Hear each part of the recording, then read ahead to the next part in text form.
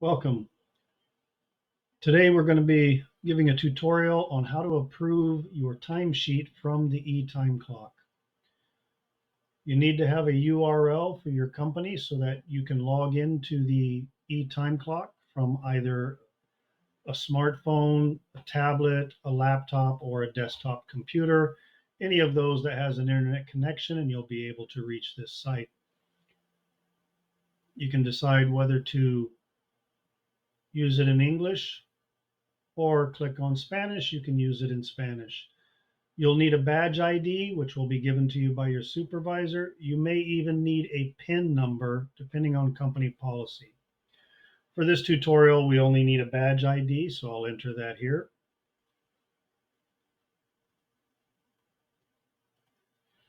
And I'm logged in. This is my current timesheet. This is the pay period that I'm looking at, 7/7 to 7/20. Today is 7/18, so this pay period is not complete. I cannot approve a pay period that is not complete. I will be able to approve these hours on 7/21.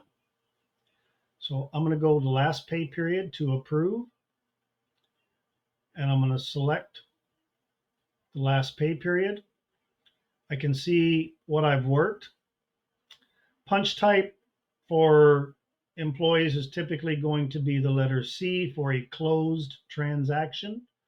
A closed transaction is a start and a stop, or an in and an out. E means that this transaction has been edited from my supervisor, or the system has automatically inserted it.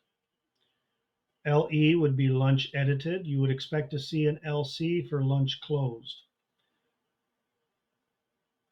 B would be a bulk entry, and in this instance, it's for a meal penalty. V would be my vacation. H would be a holiday. P would be personal.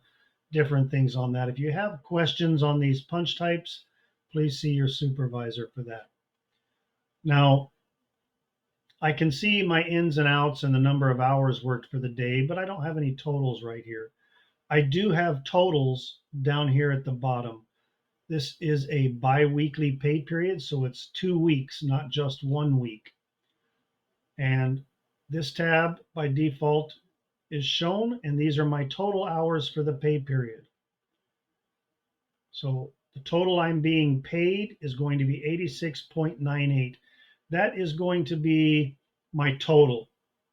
Now, this total can be made up of overtime, holiday, vacation, everything. It breaks all that out below. This is the time I spent working. These are the hours where I got paid, but I did not work. And down here, it will break up those hours into the categories that I'm being paid for. My unpaid would be for lunch or an absence or any type of unpaid uh, transaction within my timesheet, like a leave without pay or something like that that is being tracked, but I'm not being paid for. The dollars is for something like bonus, tip, commission, things like that. This is not your hourly rate times the number of hours that you're working. It is only for dollar entries made to your timesheet. Most companies don't have any, but there are some that do. Now, I can click on week 1 and I can see the breakdown of my hours for the first week of the pay period. If it's just a weekly pay period, all I'm going to have is week 1, and week 1 and the total are basically going to match. But a bi-weekly, you can have different totals in different weeks. So in week 2, I click, and here I can see where my holiday and my vacation hours are being paid under week 2. Now, the print timesheet, when you click on print, it's going to display it in your browser. If you're hooked to a printer, you could also use this icon to print this out in paper, but for most people, they just want to print this to their screen so that they can better view it. This is going to show me my notes. It's going to show me my totals, my weekly totals, what I have for overtime, double time, um, my lunches, and things like that. Then it's going to show me all my totals down here, and it's going to break out the various categories down here, my holiday, my lunch, uh, my meal penalties, my vacation, and so forth.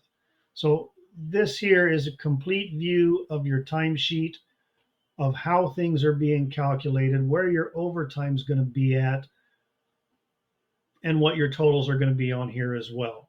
And these, should you approve it, will be the hours that will go across to payroll. If these don't look accurate, you need to contact your supervisor. Everything on here looks good to me. I'm going to click return. Now I'm going to do one more thing before I click this approve button. And before I do that, I want to look at the current pay period to let you see that there is no approve button. You cannot approve until the pay period is over. So on 7/21, I would be able to log in and I would be able to approve my time for the 7th to the 20th. But I cannot approve this timesheet until it is complete. That's why we're looking at the prior timesheet here. View incomplete punches and exceptions. This is important for you to click on before you approve. As I click on this, I now see in red that I have a missing punch. I would need to contact my supervisor, give them the information they need so they can correct this prior to approving the timesheet. Now, in this scenario, this is for a different pay period and not the current pay period. If I were clocked in today, I would also have a red one at the bottom with today's date. That's just telling me it's incomplete. I would have an in punch, but no out punch. Since it's not within the date range of this pay period, I'm not worried about it. Everything looks good here. I've validated everything here. I've checked my timesheet. It looks good to me. I'm going to click approve. I'm going to read my attestation. And if I agree with this, I click OK. Pay period resolved successfully. I have completed my approval, and my manager or supervisor is able to see now that I have approved my timesheet and they can submit it for payroll processing. That concludes the tutorial on approving timesheets. Thank you for watching.